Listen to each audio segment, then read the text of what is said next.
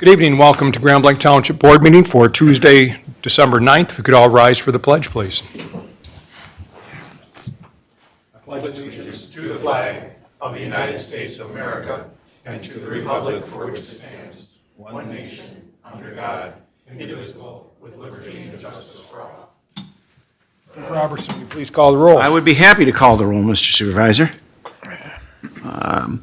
Supervisor Bennett. Yes. Myself.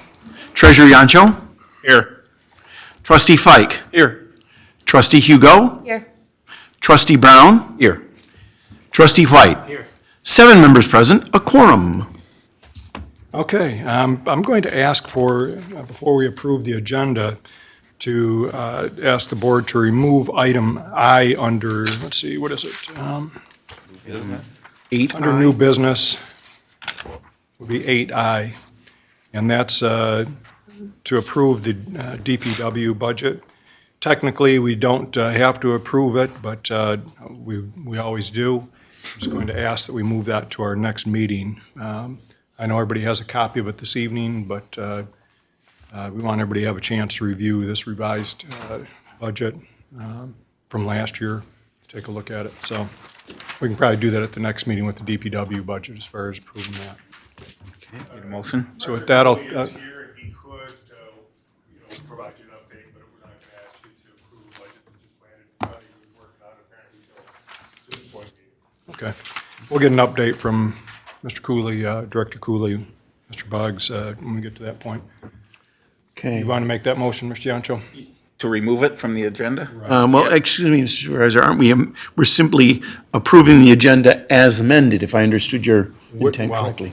Mr. Yancho is asking to approve it with that amendment.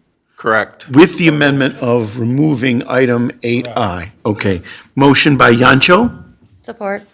supported by Hugo. Correct. Treasurer Yancho. Yes. Supervisor Bennett. Yes. Trustee Hugo. Yes. Trustee Fike. Yes. Trustee Brown. Yes. Trustee White. Yes. Myself, yes. 7-0. Motion passes. Okay. Now we'll go to public comment, and we have Carrie Fritz.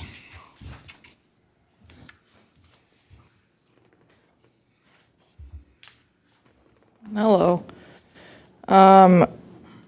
Unfortunately, I can't be here for very long. I'm going to stay for public comment, and then I got to go, and then I'll be watching this later. But I'm just going to start with a couple quotes. An injury to one is an injury to all. Teamwork in the leadership, solidarity in the ranks. It's not enough to fight against the things we oppose. We must fight with equal courage and equal dedication for the things we believe in. A firefighter's job is to put out fires. It's your job to comb the budget, make motions, make changes, and when any entity says that they have safety needs and concerns, that is your job to deal with.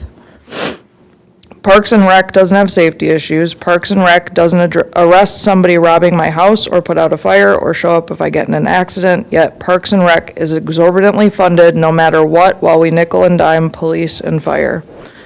The station that would come to me and my family is closed from 12 a.m. to 8 a.m. You can talk about the percentage of fire calls all day, but tragedy doesn't check statistics before it occurs. You guys keep saying that they're the best department in the county. That's the newest thing that keeps coming up. The best department is still not meeting safety standards for its size. Great response times mean nothing if they arrive and they have to wait. The community is safe. Let's assume that's true. The firefighters are saying that they aren't. You guys keep putting up straw men and arguing these straw man arguments. There's holes in all of them that we can sit here and talk about all day, but I don't think any of you are listening, so. Thank you. Mr. Eder?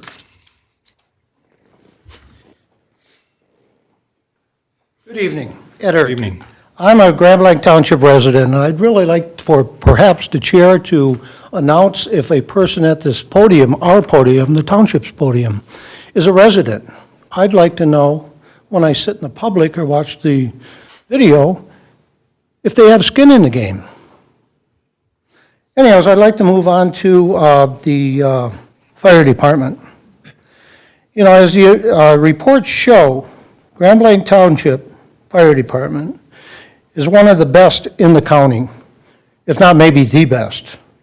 Why is that all of these reports and recommendations I've heard on how to operate, no other municipality in the county does that, follows these guidelines. I heard report we have 80% of mutual aid. That means for every dollar a resident pays for a response on fire, only 20% of it comes back to them. Then I heard if all else fails, for more funding, we should ask the residents for a millage. Again, every dollar, 80 cents goes to mutual aid and 20 cents stays in the county, in the township for the residents, for fire response. We need to address how we fit in with the county and mutual aid before we start throwing money at stuff.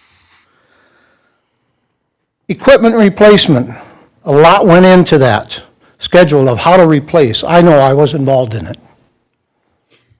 Please don't cancel that truck. It'd be a financial mess, and our firefighters are only as good as equipment we give them to work with. I heard hearing aids come up in a contract for firefighters. That's too late. We need to find a way to prevent their hearing loss. I know all about it. I wear 2 hearing aids. So we should work on that. Refurbishing old fire trucks that don't work. I got a whole speech on that. I used to be in a trucking business a little bit, and I know that don't work. EMS, I heard the chief say that how we can staff the fire department, that's how we can staff it, with the EMS. Then you're billing a resident in need of medical attention to pay for fire response. 30 seconds. Is that appropriate? We need firefighter staff. That's what we need. Don't forget our underfunded liability, okay? And the trip down memory lane, that's our history. That's where we came from. So I was involved in the fire department starting in 2010. So let's make sure that's our history, not memory lane. And we do pay the county for EMS and Time. Thank you. paramedics. Thank you.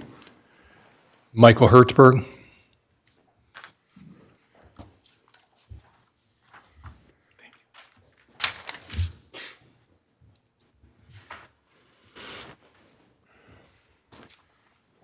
Good evening. My name is Michael Hertzberg. I serve as the Secretary of the IFF Local 4962, Professional Firefighters Union. I stand before you tonight on a matter of public safety and concern. Over the past 43 days, this board has held 3 meetings about fire department staffing levels, yet no action has been taken.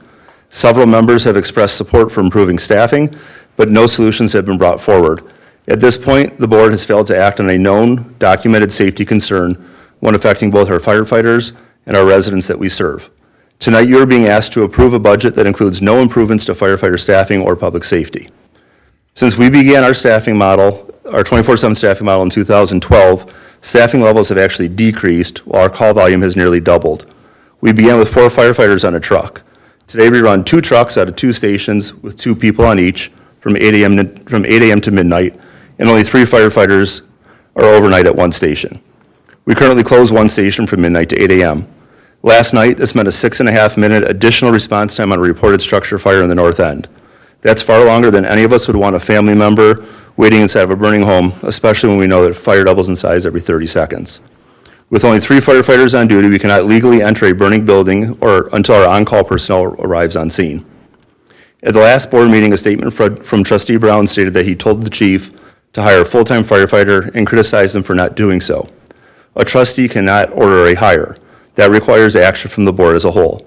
Trustee Brown, if you or any other board member wants that position created, please make a formal motion and vote on it. Our current millage is 1 mil from the voters and up to a half mil from the township for capital expenditures.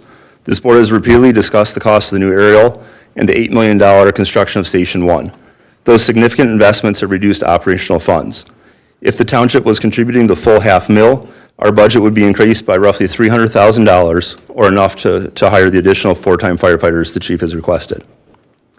Last week, our union met with the fire chief, the superintendent, supervisor, and 2 board members to identify needs and discuss funding options. The session seemed to be very productive, and another meeting is scheduled for this Friday. We appreciate these conversations, but conversations are not actions. Conversations do not improve staffing, reduce response times, or protect firefighters on the next call. The absence of further discussion from the fire department at tonight's agenda is deeply concerning. Does the board hope the matter will simply fade away? It's not going to. We are simply asking for a path forward.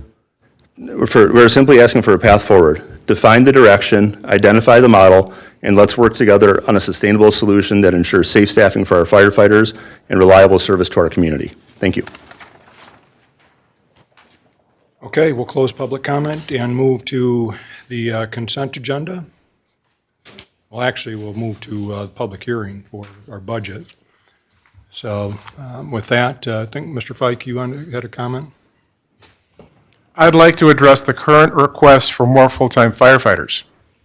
I've chosen this forum for my thoughts as opposed to Facebook or other social media so I can speak directly to the public about what I believe is the best way to move forward.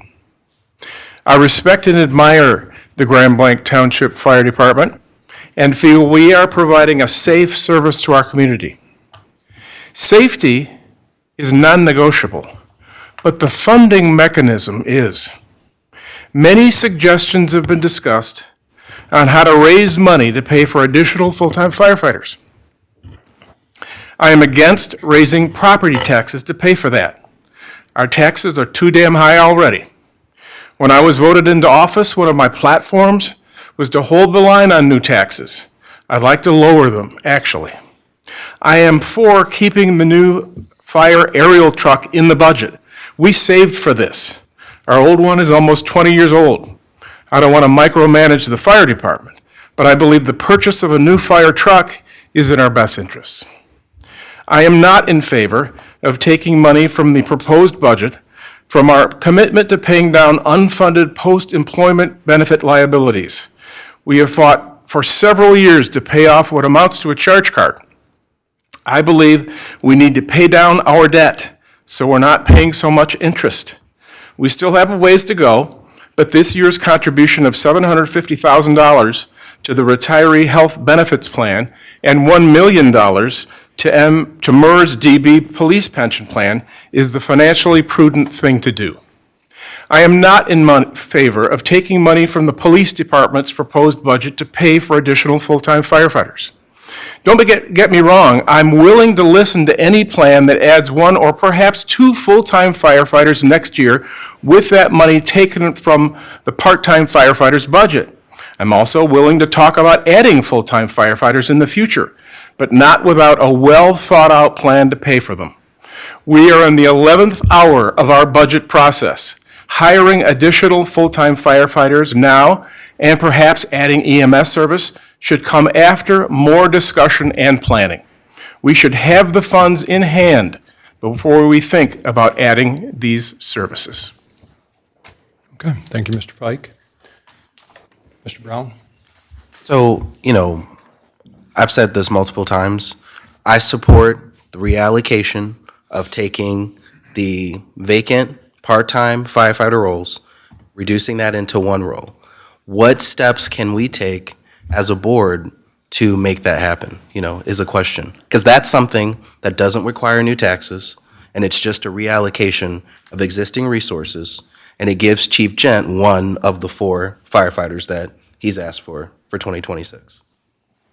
Mr. Hertzberg spoke to that a little bit, that we met this past week. And I actually thought the meeting was productive. And it may be just talk, but that's what you got to do before you can take action, is you got to talk and you got to put together a plan.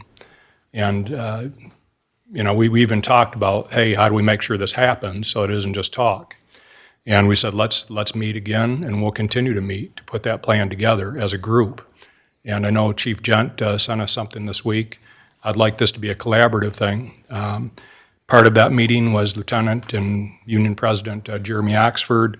Sergeant Hertzberg was there. Captain Bill Larson, I don't think he's here. Chief Gent was part of that meeting, Superintendent Dennis Limata, Treasurer Yancho, Clerk Robertson, myself. I don't think I missed anybody, but we had the meeting and talked through a lot of the misconceptions that maybe both of us felt were put out there. That when I say both of us, I think from both the management and the board and the fire, all three sides to this coin, if you will, as far as what's been put out in public, things we disagree with, things that may have partial truth to them, whatever. And I said, I don't want to relitigate the past, that we can continue to dispute facts, we can continue to dispute standards, what have you, but where are we going to go from here? And I propose that to have a path forward, that we meet and put together a plan.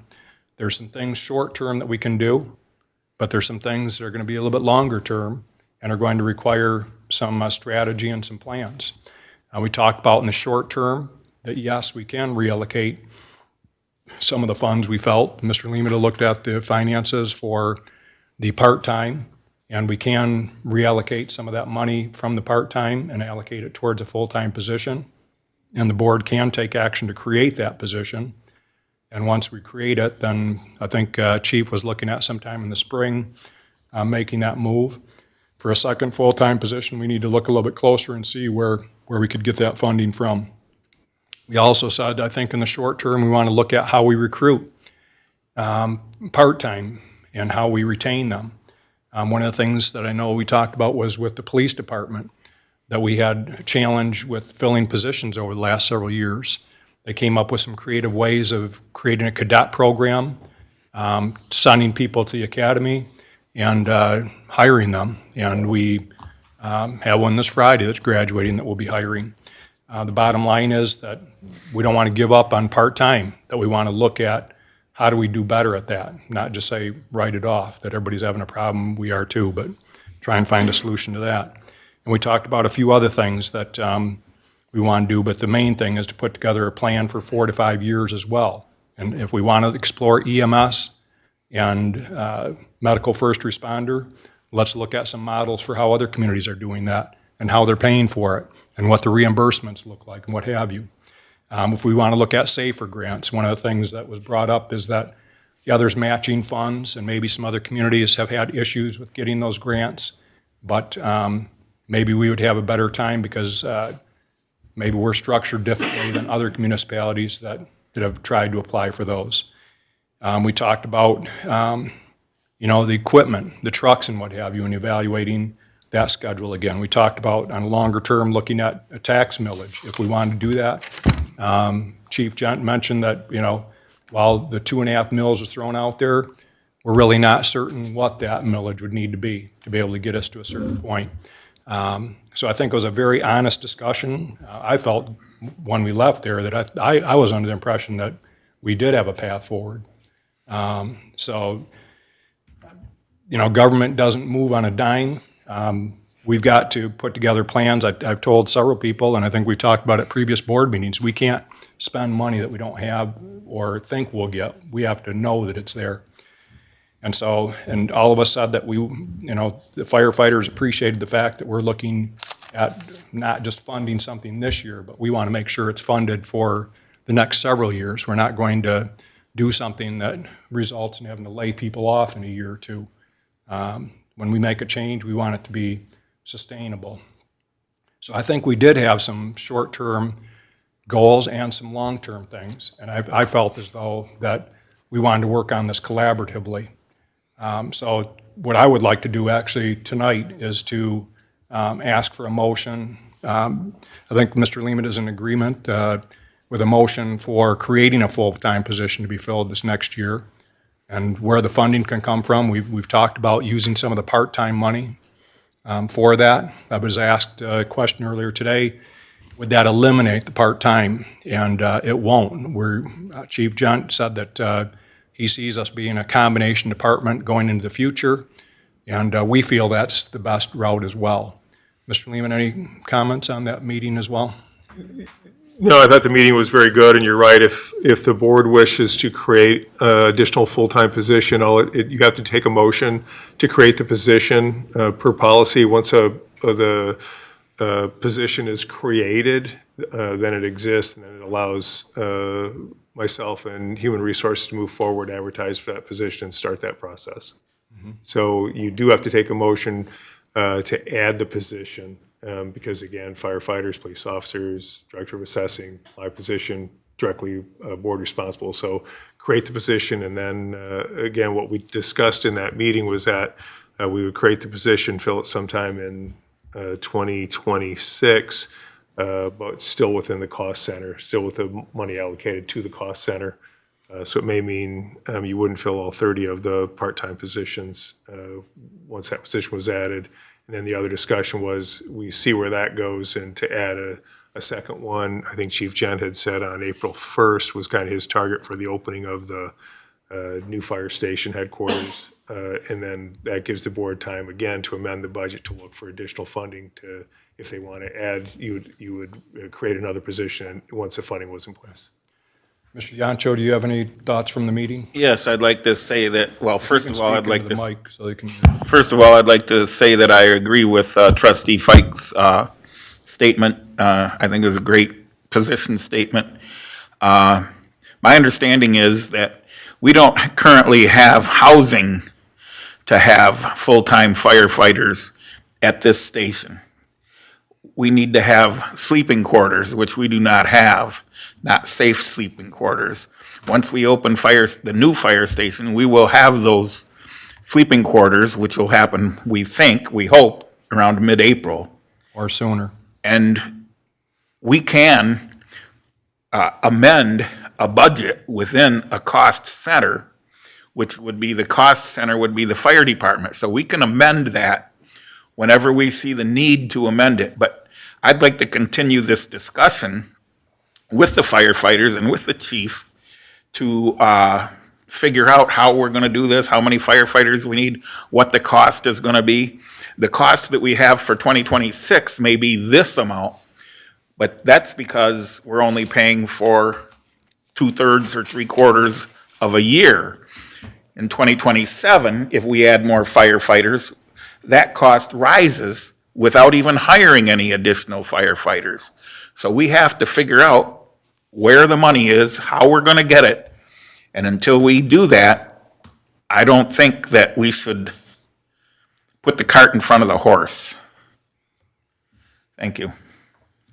Any observations from the meeting, Clerk Robertson? Just that I was pleased with the conversation. We spent a few hours, 2.5, 3 hours together.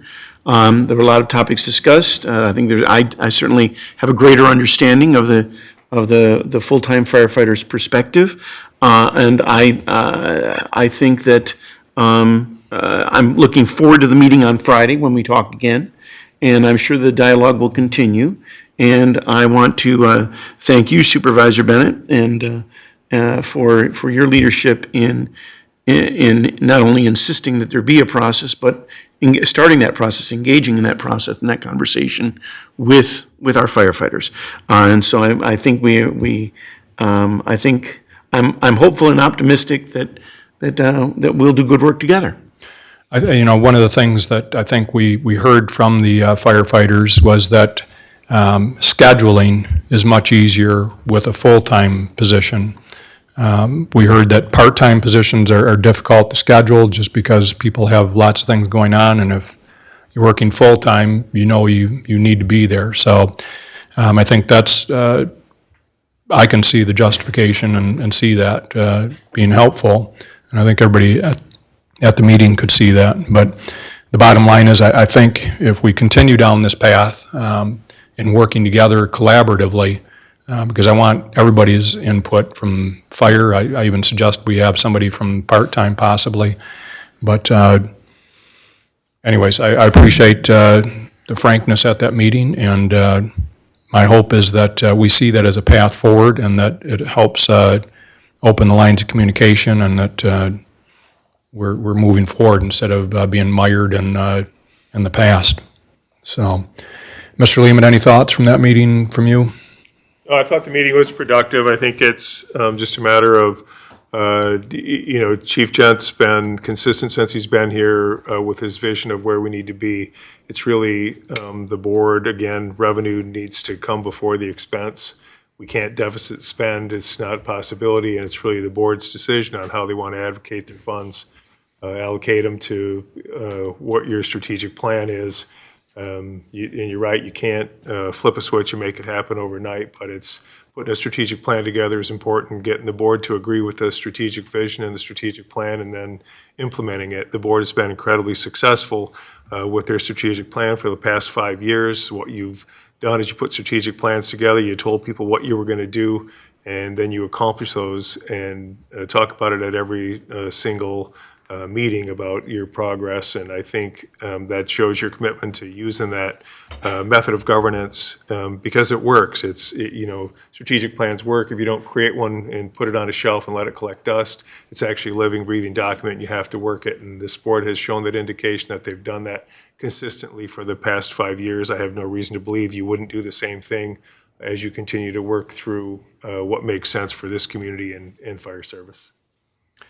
With that, I would like to make a motion that we create a position for an additional full-time firefighter, and that we use the funds from the fire budget to pay for that. Mr. White? I just have a couple questions. Is there support I- today? Support by Ms. Hugo, and then we'll go into discussion. We're talking about taking the money from current vacant positions. Correct. Okay. And how many vacant, currently allocated part-time positions do I we? believe we're budgeted for 40 for next year, and we have 28. Is that? I think there's 12 vacant part-time positions right now, but I don't know where Chief Jen is in the process as far as filling other positions.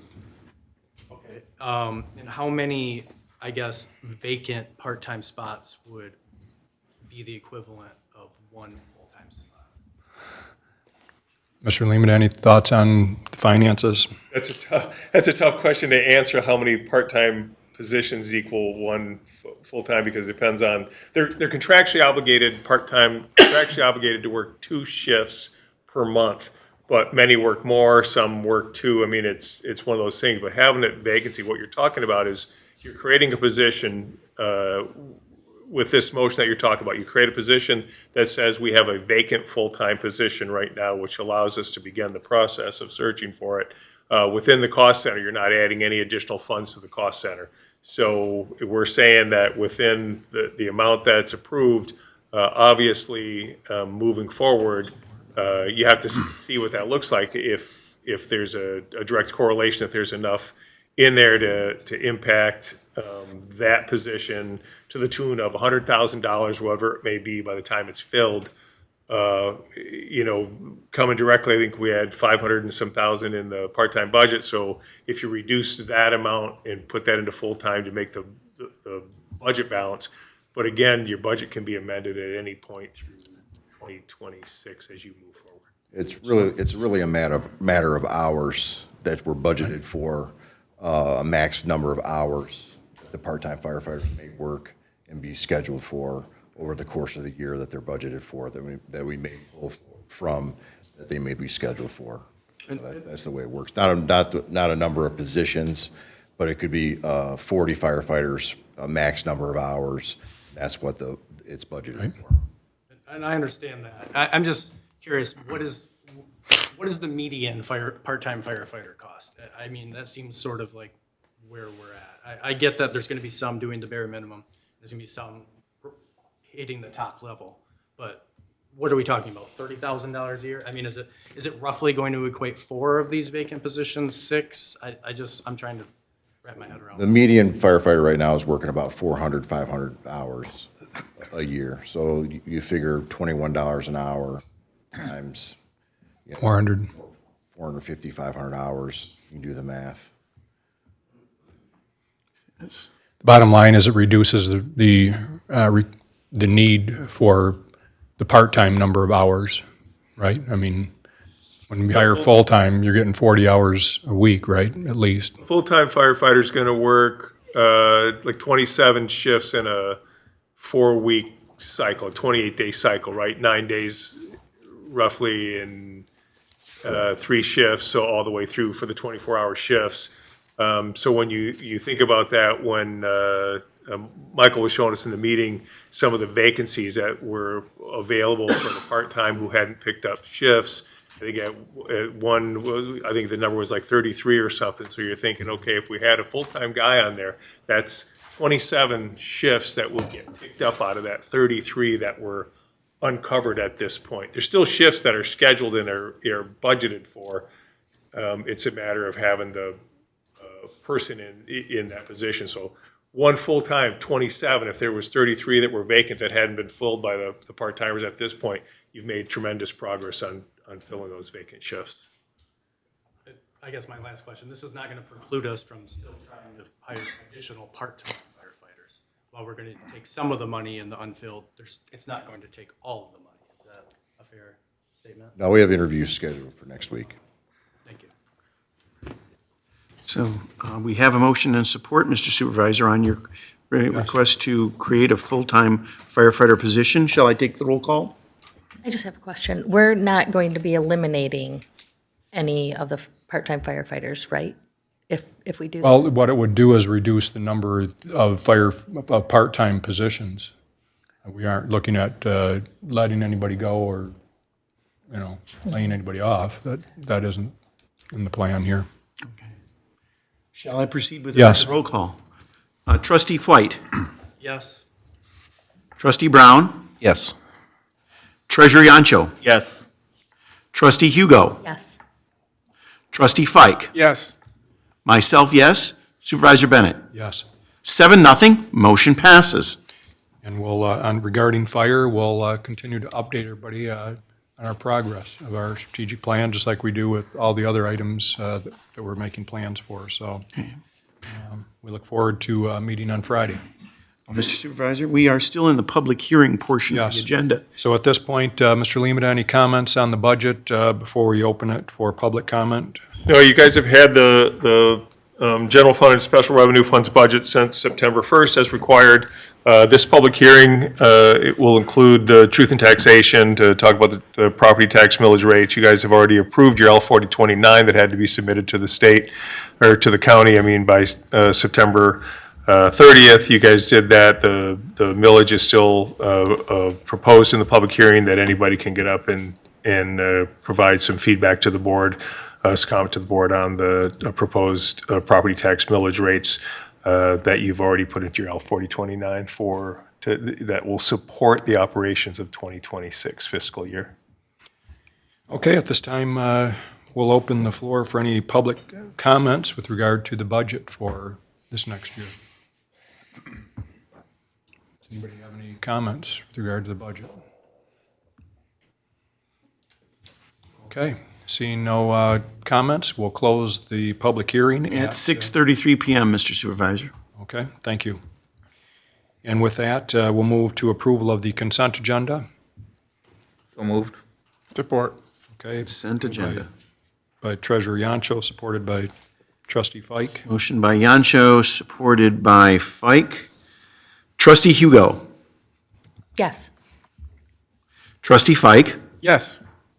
Treasurer Yancho. Yes. Trustee Brown. Yes. Trustee White. Yes. Supervisor Bennett. Yes. Myself, yes. 7-0, motion passes.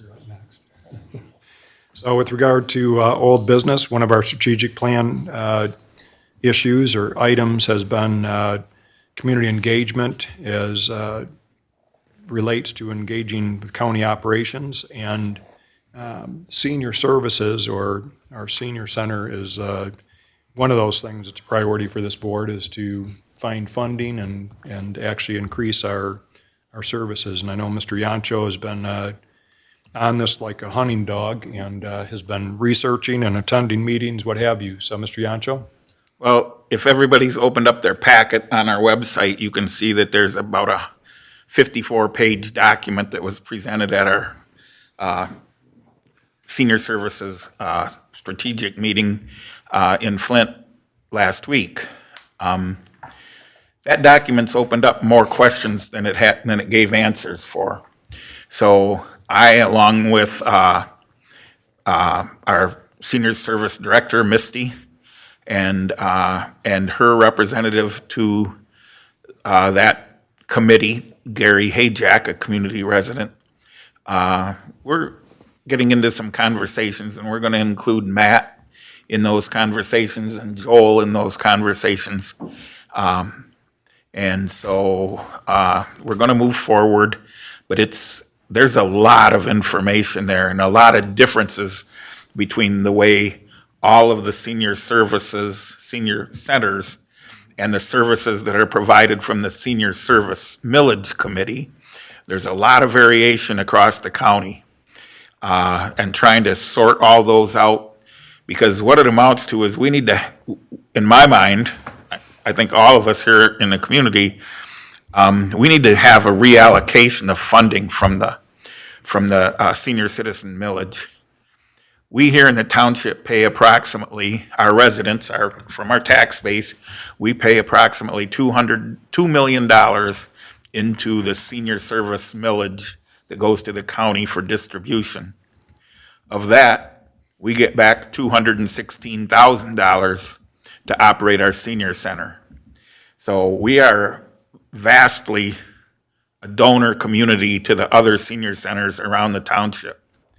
And I understand that we probably are fortunate enough to live in a little bit more affluent community than some of our neighbors around the county, but I think that's a disparity that needs to be changed. And so I'll be updating people as we continue to meet and ask questions in the near future. Well, and I appreciate your work on that, Treasurer Yancho, that, the thing that, what happens is that when we don't get that, we don't get anything more than roughly $200,000, we have to tap into our general fund. I'm not sure off the top of my head how much we tap into it for senior services, but when you look at all the other millages that we become a donor community for, it reduces our general fund. So when we're talking about things like fire department and being able to afford more staff or whatever it is, the more money we can free up in our general fund, the more we can spend on other services. And, when we're already collecting $2 million and we're getting back, $200,000, it doesn't seem very equitable. When people come here to the counter to pay their tax, they assume that, we're getting our share of it, and, rightly they should, but we're really not. And the Parks millage is the same thing. I see people, commenting that, oh my gosh, look at all this money the park is getting, but what they're looking at on their tax bill is actually the county parks millage. Right. And we don't get any of that. So I think that's one of the reasons why we need to make sure we fight to get our portion so that it frees up what goes into what we keep in our general fund, because we only keep roughly 17% of what we collect in property taxes, and we don't need to be giving away more of it. Mr. Fike? Yeah, not to belabor the point, 2 points. One, to follow up on what Scott said. Mike, you've worked really hard on this and gone to these long meetings fighting for us, and we appreciate it. 2, this has been the case for years. Right. We've been a donor county for years. Township. And so we go to the county then and say, look, Genesee County Commissioners, we're giving $2 million, we're getting $200,000 back. We don't like that a bit. We need this changed. And if they say no, that's just the way it is, what's our leverage? I mean, what can we do? Well, the thing that immediately comes to mind is that we have an expose in the media to show where all this money is going that we supply to the county and other communities supply to the county for distribution. And I think that there's a lot of room for change. For instance, the director of the Senior Services Committee at the county level just received a 30% raise. And our director here in Grand Blanc, she hasn't had a raise in I don't know how long. And we could also, I mean, the list goes on. We could provide a lot more services, transportation services, evening activities, weekend activities, Saturday activities, lots of other classes if we had the funding to put those classes on. Well, and senior services isn't the only area where we're a donor community. And there are some other communities probably similar, but I would guess that we're at the top of the list in terms of the donors, because with our taxable value, we're twice the size of the next community, which would be Fenton. And the bottom line is that it should be more equitable, and we need to all be voicing that when we talk to our county commissioners or anybody at the county level. Yes, Mr. White? You have 2 county commissioners. What do they say on this?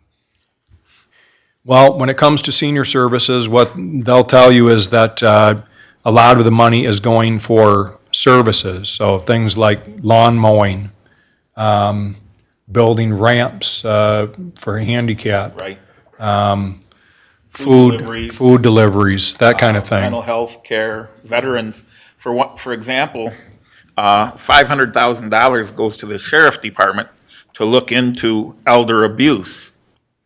In my mind, that's the sheriff's department's duty that we pay for with county funds, is to take care of elder abuse. We don't need to fund that through the senior millage because it's already part of their job. What could be done with that extra $500,000? We could that would go a long way if we were able to get 20 or 25 or 30% of that money back into our own community. Certainly. So our board's going to do some more work on our strategic plan in the coming weeks, and we'll continue to look at ways, but I think, I brought up in the last year that I saw where Saginaw County actually had a road millage. And what was unique about it was that when they passed the millage, the language was such that each community would receive back whatever amount. So for example, if it was 1 mil that was voted in countywide, our community would get that full 1 mil coming back to every taxpayer in Grand Lake Township that, pays into that. We're going to get that entire amount back to our community. Vienna Township would end up getting the same. Flint Township, they would get the money that they collected. And while I don't know that we could do that 100%, say with senior millage, but we certainly could put in the millage language that a percentage is for administrating the program and the percentage that comes back to the community. And I think that's what we need to be talking with county commissioners and other township officials from around the county, is we need to put it in the ballot language for these millages that, a certain percentage comes back to your community, so that we're not just donating and not knowing how much we're going to get, and then having to take that money out of our general fund to subsidize things. So, yes, Mr. Yancho? I'd just like to direct a comment that I hope that people are looking at and reading our packet that we receive weekly, or every meeting, before every meeting, every 2 weeks. And that document, 54-page document, is included in that packet. So you can access it on our website. But you can read that whole 282-page packet that we received to do our homework before this meeting. So if anybody wants to know, how we make decisions and the criteria we make our decisions based on, look at that packet. Well, and the tax bills went out this past week. The one thing that, the language for some of those, the abbreviations sometimes are deceiving.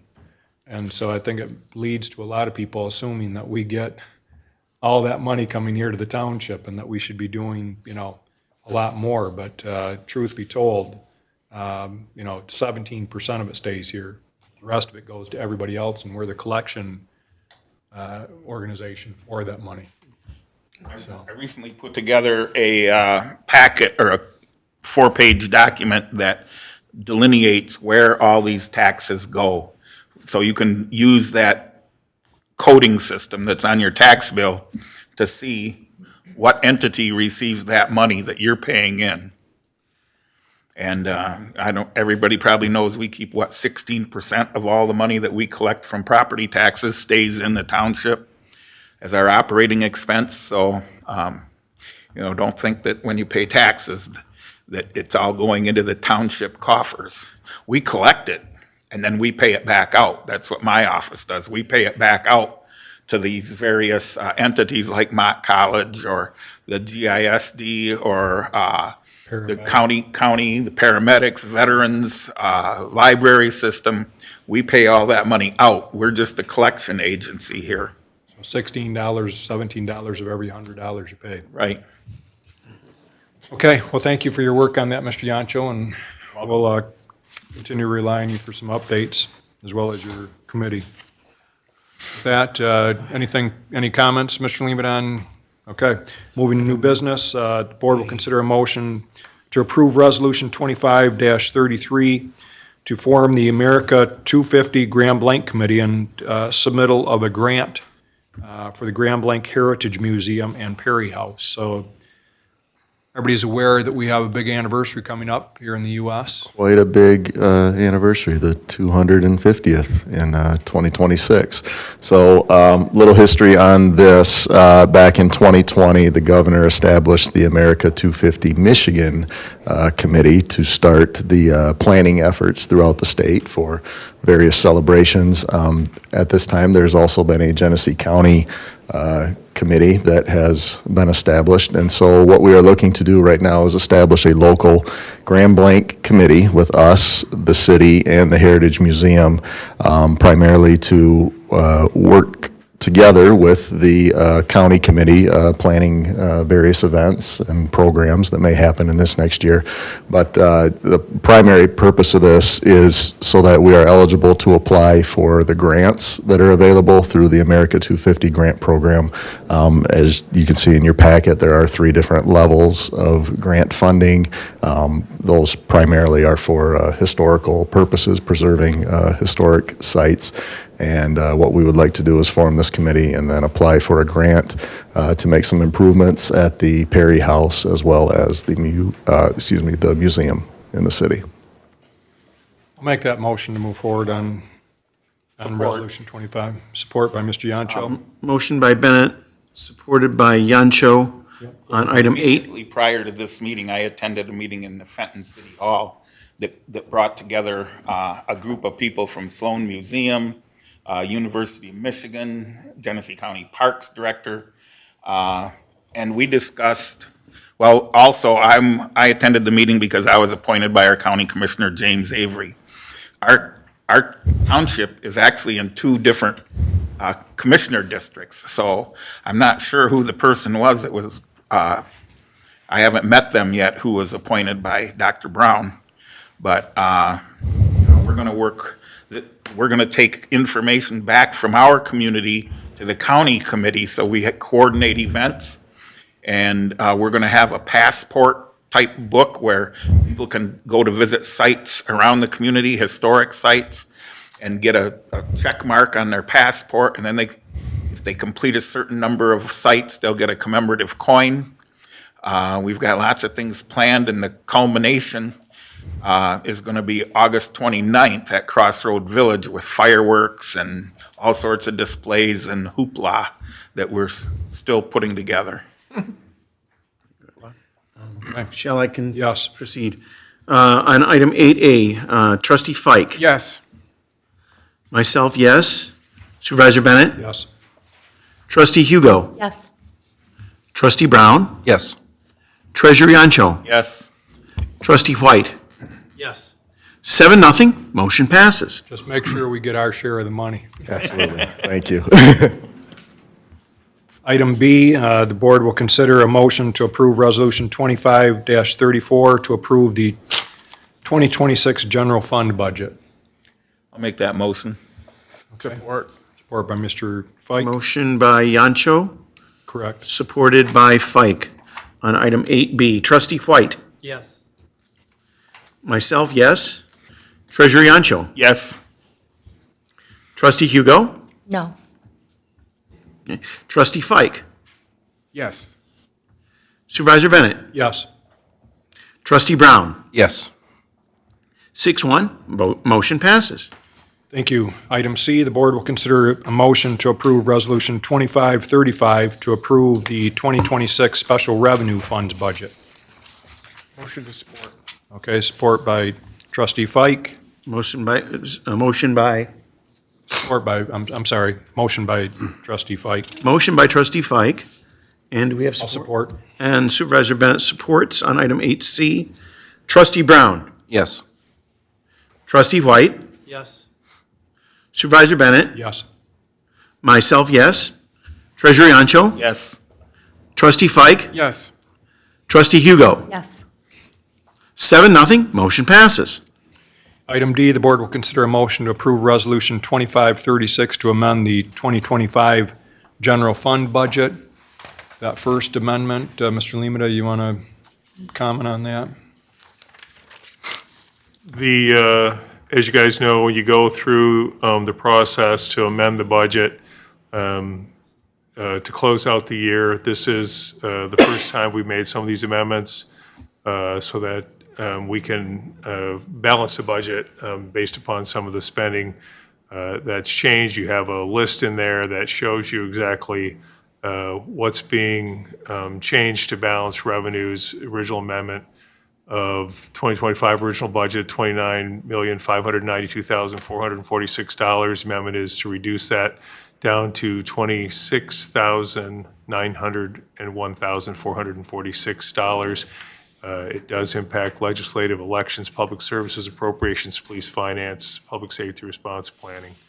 I can answer any questions, or Kathy, Finance Director Sostak is here. She can answer any questions for you as well. One of the things we are pursuing is funding from the state and the feds for the overtime and what have you, additional expense from the tragedy with the Church of Latter-day Saints, and so we're pursuing that as well, which will go towards this year's finance. Yes, Mr. White? I just have a question. How come our property insurance went up $100,000? New building. Well, we're adding a new building for one thing, probably as part of it. Is that the reason? But, I mean, we knew we were building a building back a year ago. When we switched property and casualty insurers, I'm thinking it was 4 years ago maybe, we saved $120,000 when we made that switch. We've watched it over the last 4 years continue to climb, which isn't a shock since everybody's insurance was going up. Primarily, a lot of it, even with our vehicle insurance went up. Across the board, our insurances, and like with every insurance company, no different than my homeowner's policy went up, my car insurance went up. It happened to us as well. We are going to go out and rebid this again in 2026 because I think it's one of those things where it's competitive enough where we have to get out there and do it every 4 or 5 years to see if we can save it, knowing that to get the business, they're going to get us down a little bit, and then we just have to watch it. It's going to climb. We work with them. We have the meeting for the renewals to come up, coming up next week, I believe. We'll sit down and look at, to go through the entire policy and renewals to see if there's any, we've got it right, the facts are the facts, and we got it there. But I think, the short answer to your question is really just like our own, like you do with your own home and auto insurance, we really have to look at our property and casualty insurance and really take a look at bid it every 4 to 5 years in order just to keep those costs under control. One thing driving cost with insurance is replacement cost. So when you're looking at a building, for example, even in the last 2 years, let's take a building of this size, a roof for a building like this might be $400,000. It's doubled in the last 2 years. So when you're looking at insuring a building like this, when the insurance company looks at it, they're like, that's not a $400,000 roof anymore. That's an $800,000 roof. Same with our police cars. The replacement on those has gone up, the replacement cost. So that's driving some of the insurance costs. But there's a number of other factors as well. But we don't want to get into that too much. But bottom line is I'm glad we're going to be looking at that further. Shall I proceed with the roll call on Yes, item please. 8D? Trustee Hugo. Yes. Trustee Brown. Yes. Trustee White. Yes. Supervisor Bennett. Yes. Myself, yes. Treasurer Yancho. Yes. Trustee Fike. Yes. 7-0, motion passes. Thank you. Item E, the board will consider a motion to approve Resolution 2537 to amend the 2025 Special Revenue Funds budget. I'll make the motion, Mr. Supervisor. Okay, and everyone had a list of those amendments in the packet. Sir, you've made the motion? I've made the motion on item 8E. Support by Mr. Brown. Support by Brown. Very good. Myself, yes. Treasurer Yancho. Yes. Trustee Fike. Yes. Trustee Hugo. Yes. Trustee Brown. Yes. Trustee White. Yes. Supervisor Bennett. Yes. 7-0, motion passes. Thank you. Item F, the board will consider a motion to approve a contribution to OPEB and MERS DB pension plan for 2025. I'll make that motion. Okay, And I'll support, Mr. Supervisor. okay. Any discussion? I have a question. Yes, Mr. White? Do we have an idea of what these contributions will bring the percentage of funded liability up to? Mr. Limita? It's impossible to say until we get the actuarial done, because don't forget, it also impacts, right now, to date, we have done very, very well as far as our investments in these funds. But that could change between now and the end of the year. When they do the actuarial, it'll be a snapshot as of December 31st of 2025. So while we may be up $2 million in investment income, it really depends on the market. So it's impossible to say. We just continue to go after it. And again, when you look at, I just want to point out that when you look at our OPEB funds, those retiree health benefits, and we were, last year's actuarial said, hey, we're doing really good. We're 99.8% funded in that account. Just remember that we were overfunded in DPW and water sewer, but we were underfunded primarily from police. So we were about 128% funded. Don't, hold me to that number, but something like that with DPW, but down in the 80s with police. We still have to balance that out. Again, it is a snapshot based upon how well the market's doing and everything else. It's why we want to continue to do it, because we do need to balance that out and pay the DPW back as well, as we continue to work to balance those funds. When do we get the actuarial typically? It'll be done, they'll start working on it after the first of the year, and we usually have the OPEB report by March, and you get the MERS defined benefit pension plan actuary in June of the year. Okay. Shall I proceed with the record? Yes, roll call? please. Okay. Treasurer Yancho. Yes. Trustee Fike. Yes. Trustee Hugo. Yes. Trustee Brown. Yes. Trustee White. Yes. Supervisor Bennett. Yes. Myself, yes. 7-0, motion passes. Thank you. Item G, the board will consider a motion to approve the 2026 through 2028 facility cleaning services proposals for the Township Hall building at $24.57 a month, the Police Department building at $28.08 a month, and the new DPW Fire Station Facility 1 at $17.85 a month from Great Lakes Facility Management, and authorize the Township Superintendent to execute all related contracts and documents. We have Deputy Boggs here. Good evening. Deputy Director Boggs. Good evening. This is the proposal to renew the cleaning services for Great Lakes Management for this building and the police department, and an add-on to the new DPW fire station before it gets opened here in early spring of 2026. Great Lakes has held their pricing. I think we're probably like a year and a half out of a contract. It's a good time to renew and add in that new building at the same time. Great Lakes has been with us since 2017, been with us through COVID, been very responsive to any needs we need, emergency cleaning for COVID, disinfection sprays, to incidents that have happened here due to either maintenance malfunctions to toilets backing up to you name it. So. Okay. Any questions, concerns? Okay, somebody care to make the motion? Make the motion. Motion by Ms. Hugo, I'll support support. by Mr. White. Okay. Motion by Hugo, supported by White on item 8G. Trustee Fike. Yes. Trustee Hugo. Yes. Trustee Brown. Yes. Trustee White, Yes. Supervisor Bennett, Yes. myself, yes. Treasurer Yancho? Yes. 7-0, motion passes. Thank you. At item H, the board will consider a motion to approve Resolution 2541, adopting the 2026 fee schedule to support the fiscal year 2026 budget. That fee structure is in your packet. Mr. Lehman, any comments on it? This comes before you every year. This fee structure is what the budget's been predicated on.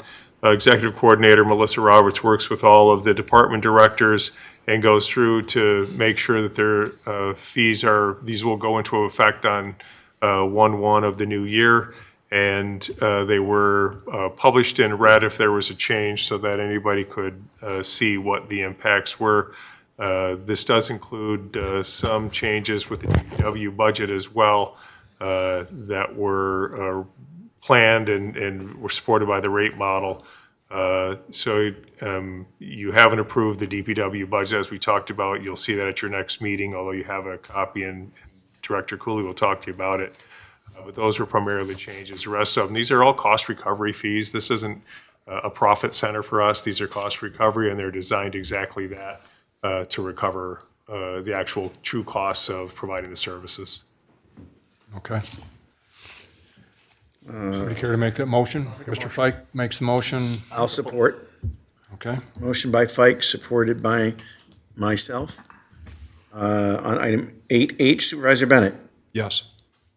Trustee Fike, Yes. Treasurer Yancho, Yes. myself, yes. Trustee Hugo, Yes. Trustee Brown, Yes. Trustee White. Yes. 7-0, motion passes. Item J, the board will consider a motion to approve the purchase of two 2026 GMC Sierra 2500 HD double cab 4x4 pickup trucks at a cost of $49,189 each, for a total of $98,378 from Todd Wenzel Buick GMC, and authorize Township Superintendent to execute all related documents. And we have Director Cooley with us. Good evening. Good evening. These trucks were approved as part of our 2025 budget. They were in our equipment capital improvement plan. They're coming late in the year. We had some issues contacting the GMC dealer to be able to purchase these vehicles. We went back and forth, and the contact there was just not responsive until probably about 2 weeks ago. We finally made good contact and were able to settle on getting a good quote to bring in front of the board.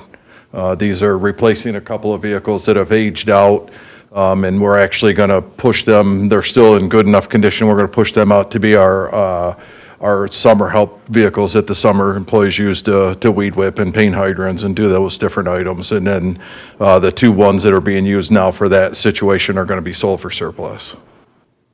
Okay. And this is through the government bidding program that we... Yes, it's through the My Deal, the Michigan My Deal Cooperative Program. So they put out a big contract every year for multiple different vehicles through the state of Michigan that communities can co-op off of. And we've spoken, I've mentioned this before, with local dealers, and they tell us there's no way they can even come close to that. Correct. Okay, do we have a motion? So moved. Motion by Mr. White Motion by or by White, Mr. Yancho. supported by Yancho. Trustee Brown, Yes. Treasurer Yancho, Yes. Supervisor Bennett, Yes. myself, yes. Trustee White, Yes. Trustee Hugo, Yes. Trustee Fike. Yes. 7-0, motion passes. Mr. Supervisor, this also, because we skipped over item I, we're moving it to the next meeting, and Director Cooley is at the podium. I thought it might be a good opportunity to have him just briefly give you a quick synopsis over his budget, or maybe what to look for when you have the conversation at your next meeting. Please do. Yeah, thank you. I do appreciate the ability to talk on the budget today, and my apologies that the packet came so late today. We worked with the finance department, with our utility billings, myself and my assistant director, Mr. Boggs. We wanted to make sure that we had the budget, nailed down and everything done correctly on it.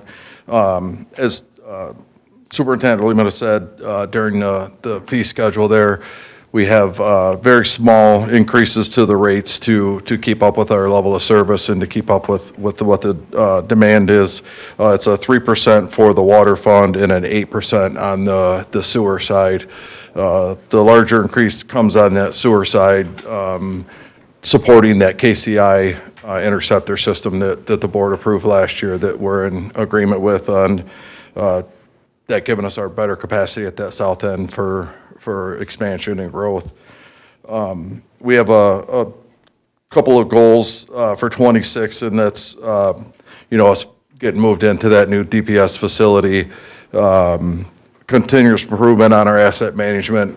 We're constantly improving our computer systems, our software systems that control our asset management, so we know how our systems are doing, what type of repairs we need to do within the water and sewer systems, how things are aging, those different things, quality of pipe. And then, last year we created a utility billing position, the specialist. We've been doing quite a bit of work with her as well on how our billing models worked out. We've had several meetings with the finance department on different responsibilities that have been handled differently throughout the years with the two departments. So we're working in conjunction with the finance department to try to narrow that down a little better. A couple of our big capital improvement plans that we have is both the water and sewer systems for for Technology Village. Those are pretty well into design now, and hopefully will be bid out, and that systems will be put in next year. On our water department, our water replacement program, we have about 8,500 meters. We've got through about 3,000 of those.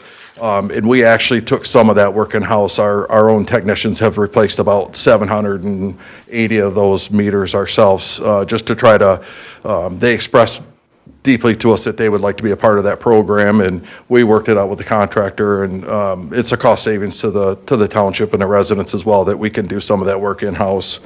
And then mechanical water main project, that project got underway this year, but it's going to be carried over and be finished in the spring of next year. And then we have a carryover from last year on the sewer side with doing our fats, oils, and grease program. We want to get that really initiated, and it's more of a training and learning program for the high-end users, the restaurants, different things like that, to keep the fats, oils, and grease out of the system. And it's something that's keeping us in compliance with what Genesee County Water and Waste is going to be enforcing here in the next few years. Staffing levels, we're going to keep the staffing levels where they're at, evaluate a couple of different positions. We'd like to talk farther with superintendent over the replacement of the assistant DPS director that was left vacant when Mr. Kimmer moved up to assistant superintendent. And then also, as we're adding on the new facility, possibly something to do with a building maintenance person to help relieve some of the stuff that the assistant director's carrying right now. I think he does a good job at it. Yeah, he does a very good job. He's right. He's pulled at both ends there for, we primarily need him within the water and sewer, but he does a good job at both ends. Yeah. No, I'm kidding, he does a fabulous job. Yeah, a great asset to me. So one of the things that's going to drive sewer costs too is this whole PFAS issue.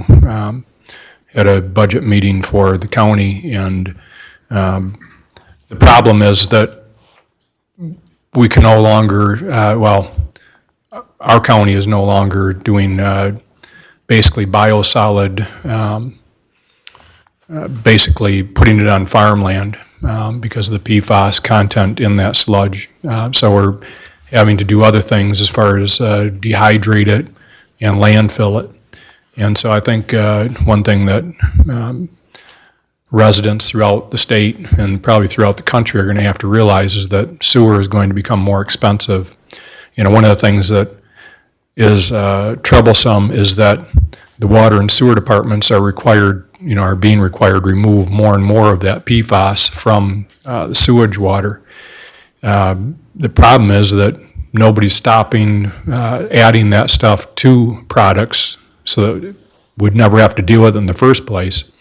So that's one thing that's driving cost. The other thing that's driving cost of water is basically the utility costs for, electricity for pushing that water.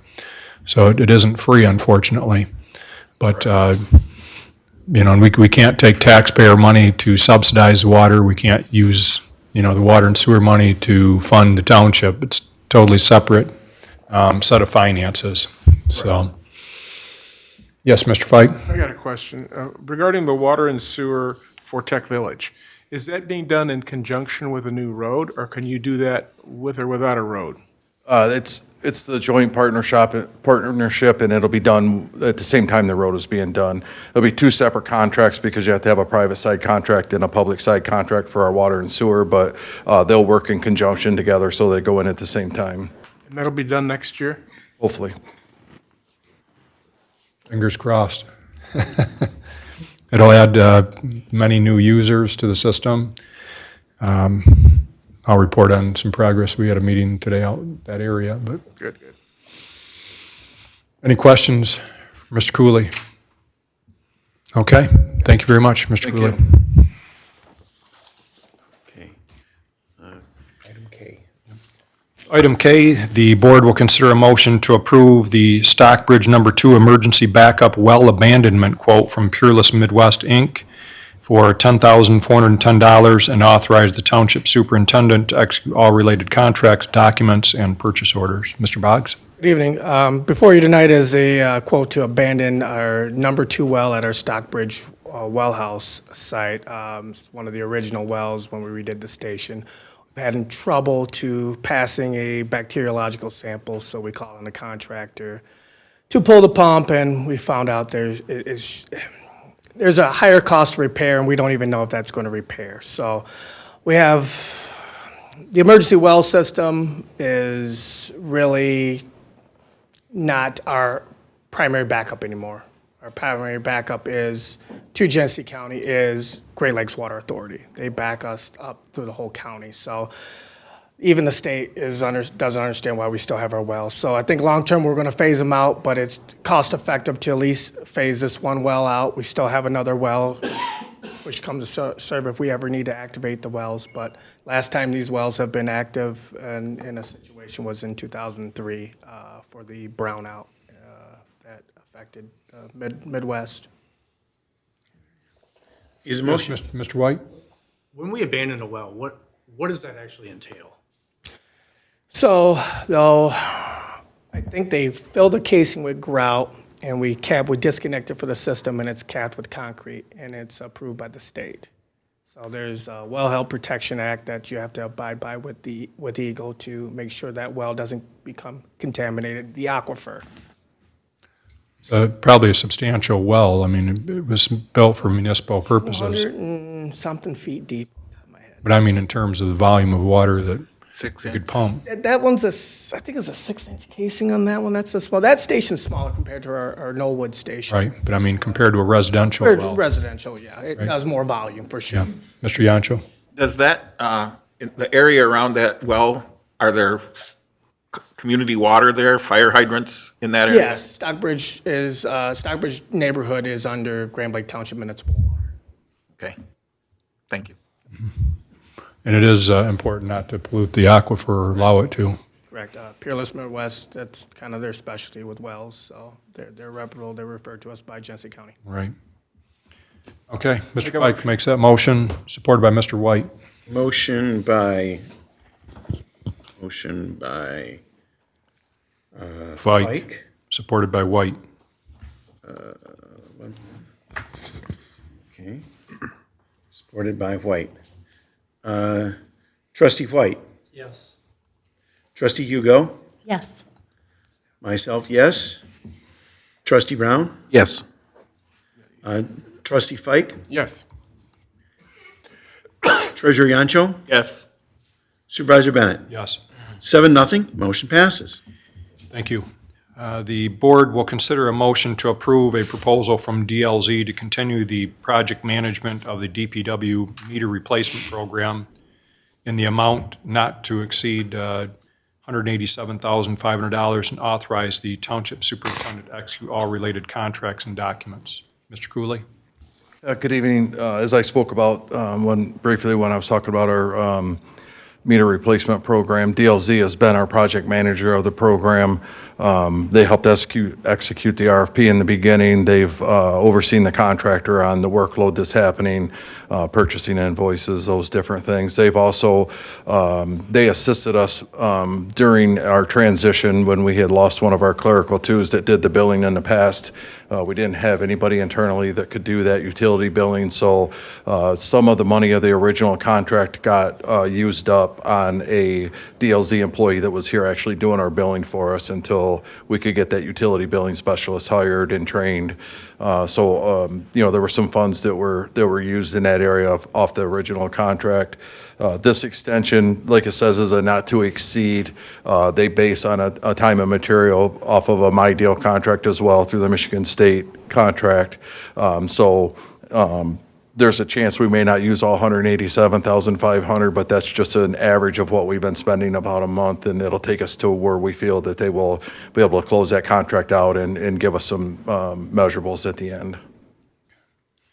This water meter replacement, it's important to realize that, one of the things that happens with water meters, at least if my education is correct from the two of you, that meters tend to slow down over a period of time, and so probably we're giving away water in essence, or not recording as much as we should.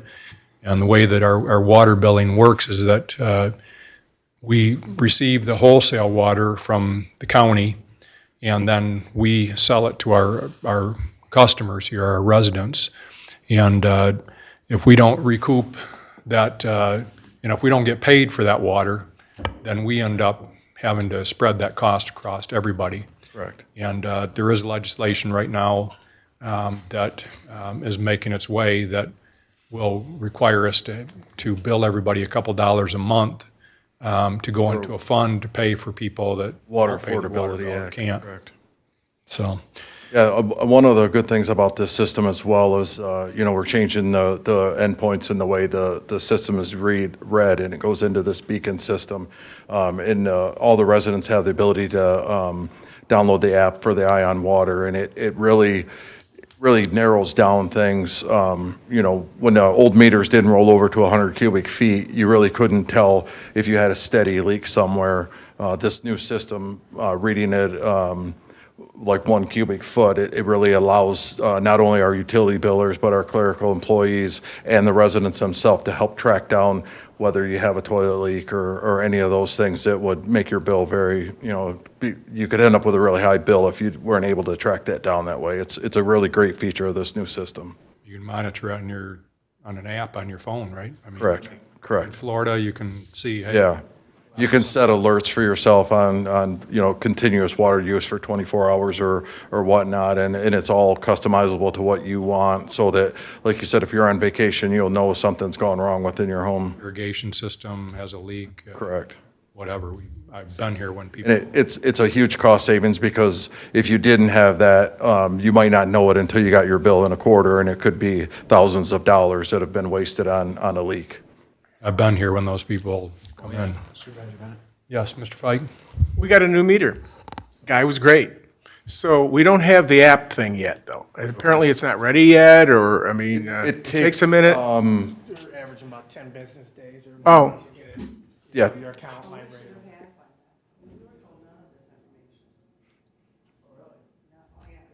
Who's this individual? I'll look into it tomorrow. Yeah. I'll do it tomorrow. Okay.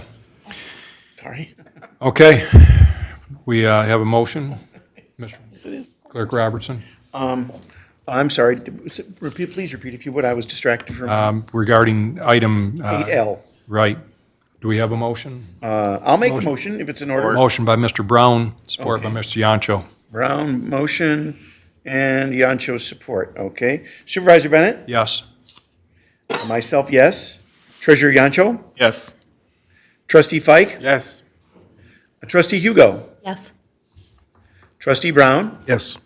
Trustee White? Yes. 7-0, motion passes. Thank you. Thank you. Item M, the board will consider a motion to approve the proposed construction agreement between the Township and Genesee County Road Commission to provide road construction services for the Oak River subdivision. Mr. Boggs? Yeah, this is just a standard, board recently approved the special assessment district for the Oak River subdivision resurfacing project. This is the local road agreement to enter a construction agreement to have Genesee County go and design for the project and start to get that project up for bid. So right now, I think we project is a 27, but this depends on it. I mean, it's a resurfacing, so it's not that major of a project. They might be able to squeeze it in this year, but right now we're slating for it being a 2027 project. Okay. We have quite a few road projects coming up for subdivisions. Is the motion in order, Yes, Mr. it is. Supervisor? Then I will make that motion on Yes. item 8M. Supported by Mr. Fike. Motion by Robertson, supported by Fike. Trustee Hugo. Yes. Supervisor Bennett. Yes. Trustee White. Yes. Trustee Brown. Yes. Myself, yes. Trustee Fike. Yes. Treasurer Yancho. Yes. 7-0, motion passes. Thank you. Item N, the board will consider a motion to approve Resolution 2538 to approve the fiscal year 2026 DDA budget as adopted by the DDA. And as Mr. Lehman had mentioned, well, maybe it was earlier today, I'm getting my meetings mixed up. But the DDA, the reason why they were able to have funding is because basically we were able to get all the other taxing entities to agree to allow us to hang on to that money and use it in the DDA area for a number of projects, mainly capital improvements.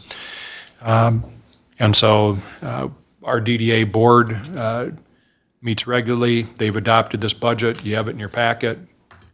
Any questions with regard to it? Okay. Is there a motion in order? So moved. Okay, motion by Mr. Yancho, supported by Mr. Brown. Motion by Yancho, supported by Brown. I'll just take a moment to mention, we had a meeting earlier today, Mr. Limata and myself, with Mass Transit Authority, Michigan Works, Mott Community College, our DDA, met out at Fessler Bowman, and the idea is to work towards trying to get transportation in that area, public transportation, so that we can support the jobs in that area.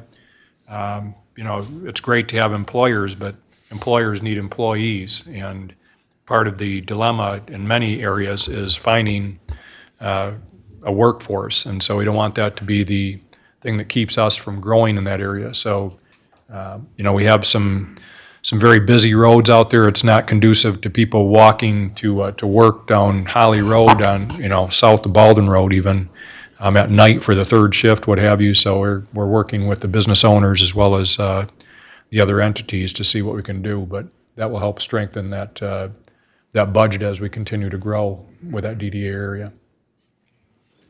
Shall I ahead. proceed with Yes. the roll call? Supervisor Bennett. Yes.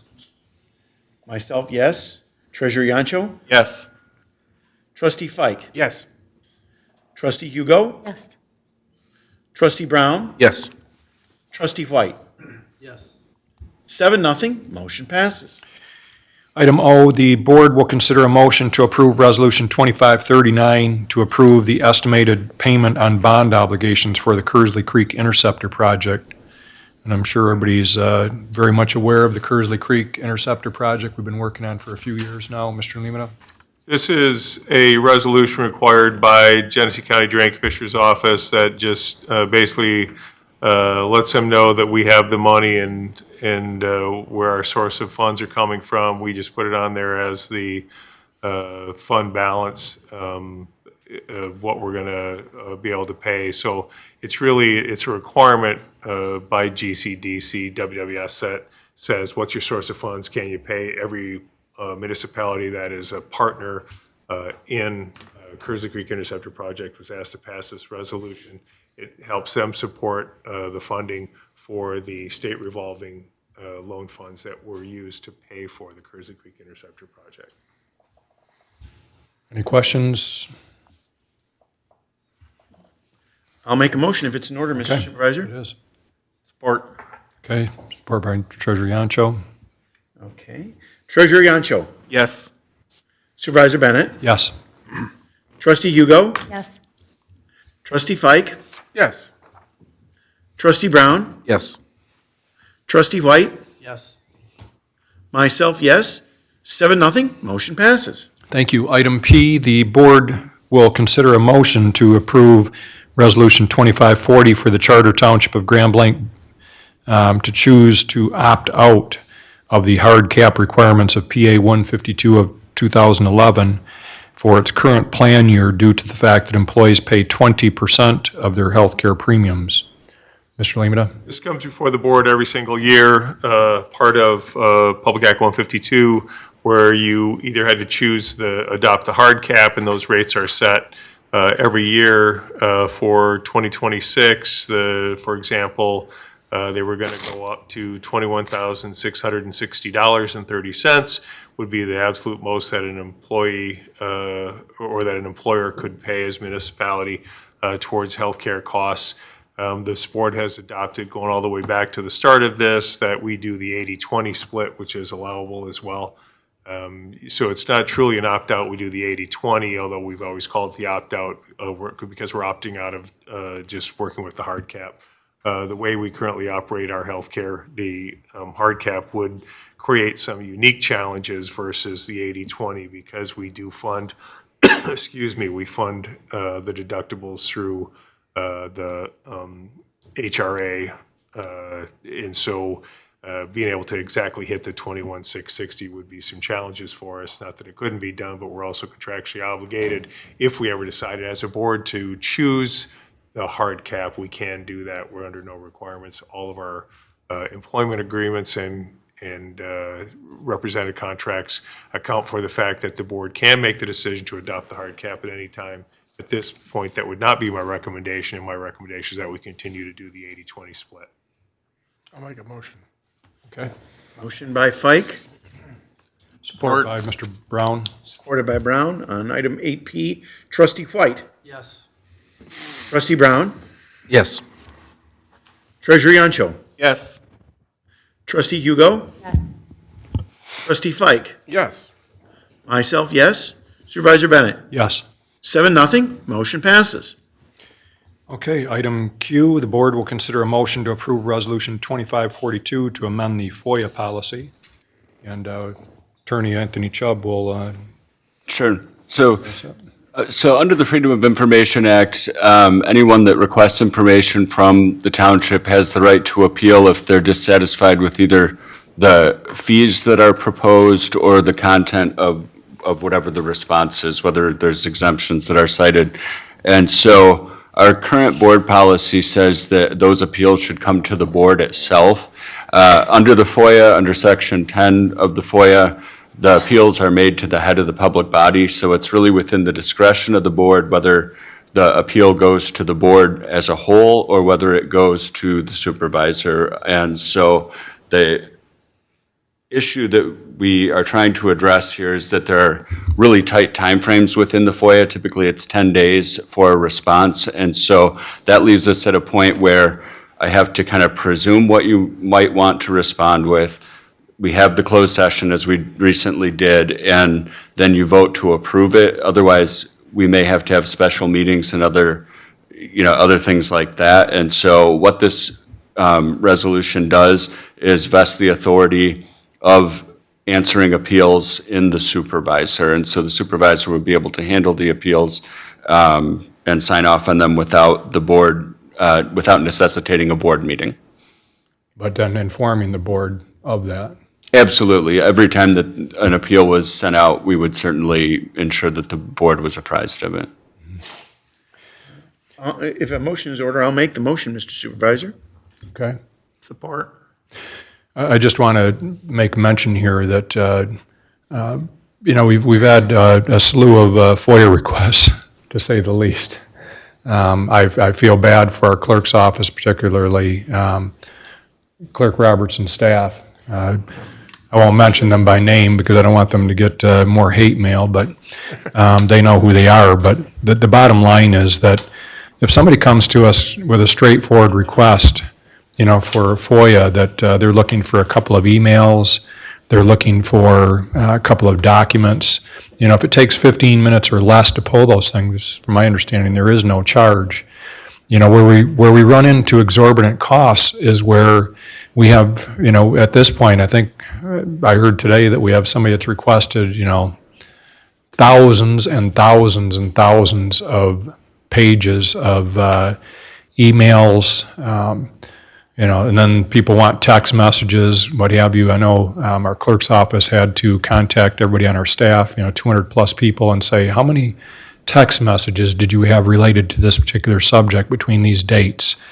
You know, and then we have to go through, and when you get thousands and thousands of pages, our attorney needs to go through those and take a look and make sure there's not, you know, we handle a lot of sensitive information. We have people that are making referrals for crime to us. We have people making referrals to us of complaints of different things, people that can't pay their tax bill and want help.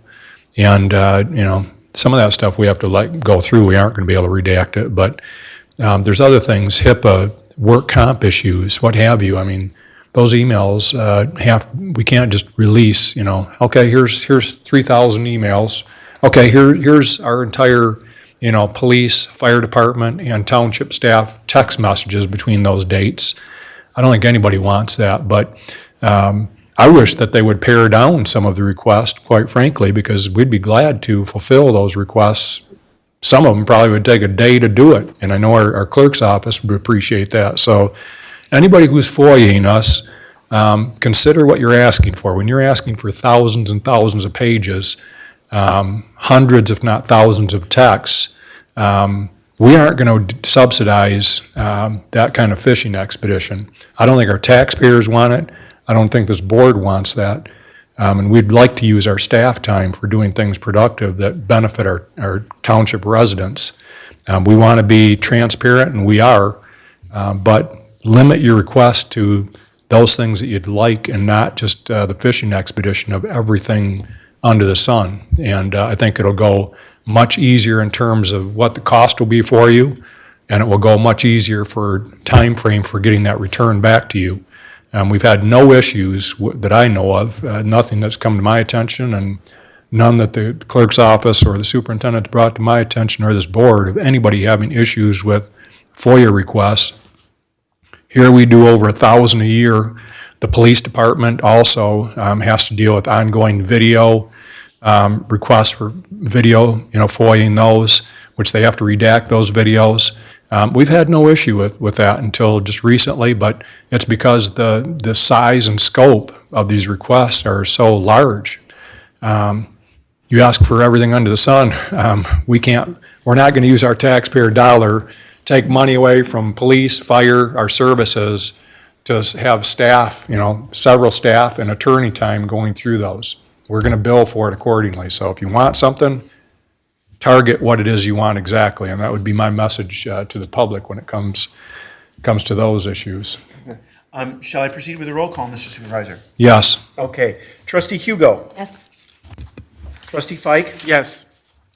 Treasurer Yancho. Yes. Trustee Brown. Yes. Trustee White. Yes. Supervisor Bennett. Yes. Myself, yes. 7-0. Motion passes. Okay, future agenda items. I think one of the items, and I'll tell the fire department is represented here, we will have that on a future agenda item for discussing where we're at with putting together the plan. And but we have some other topics. I don't know, Mr. Lehman, is there anything that you had in mind for future agenda in terms of our strategic plan? No, we'll get back on track. We did have the update from Treasurer Yancho today on the strategic plan. We'll continue to work now that the budget's behind us for fiscal year 2026. We'll continue to work on the updates to the strategic plan. And then anything that this board wants to see, you just need to let us know, and we'll get it on future agendas for you. Okay. I don't know if anybody has any board report. Couple of things I would like to mention is we had the tree lighting this past week, and I think it was one of the best ever. very well organized. The lights look incredible. So hats off to the Parks and Rec and everybody that worked on making that a successful event. This evening, while we've been meeting here, the Holiday Heroes event was taking place. Basically, I believe all our first responders were out at the park, good number of them, to help raise money for the Shop with a Hero event that's coming up. But we have a number of events that are coming up, and I would just encourage you to go online. The 13th, we have Capture the Magic. The 19th, we have Rockin' Around at Bicentennial. 21st, we got the Cookie Crawl, and the 22nd, we got the Scavenger Hunt. So lots of great activities going on out at the park. What else can I say? I hope that we've set the tone for where we want to go with the fire department, and moving forward, that we can build some collaboration and understanding that we have, as a board, we have our concerns in terms of wanting to make sure we're fiscally responsible, and also making sure we're responsible to the residents of providing a safe community. We want to make sure that our firefighters are safe too. Actually, I have a relative that her father died at a very young age from smoke inhalation, and was a firefighter in the city of Flint years ago, probably in the 40s. But anyway, so we want. I hope that we're going down the right path here. I believe we are, and I think one of the things, again, I'm going to repeat it, that we said following the tragedy, we want to be known for how we respond to it. And I think, part of how we respond is how we're going to handle this issue. And I hope that we all can speak well of one another, and that we set a new direction for where we're going to go with this whole topic. With that, Mr. Limita? The thing I have for you is we're excited about the new building. We're ahead of schedule. I told you guys that before, but it looks like there's very real possibility that we'll begin that move-in process even potentially before the end of February and into March. So we'll be on track to do the ribbon cutting whenever the board is prepared to do that. Right now, we kind of had it scheduled for the beginning of April, but we can base that on if we're officially moved in and weather permitting and those kind of activities. The other thing is we went out on for bid for auditing services. Plant Moran has been the township auditors for at least 35 years, I think. In fact, Dave Helisek, who was a partner who just retired in 2025, his very first unit that he was assigned was Grand Blanc Township, and he worked his entire career, worked through, made partner, and retired this year, and they were still auditing.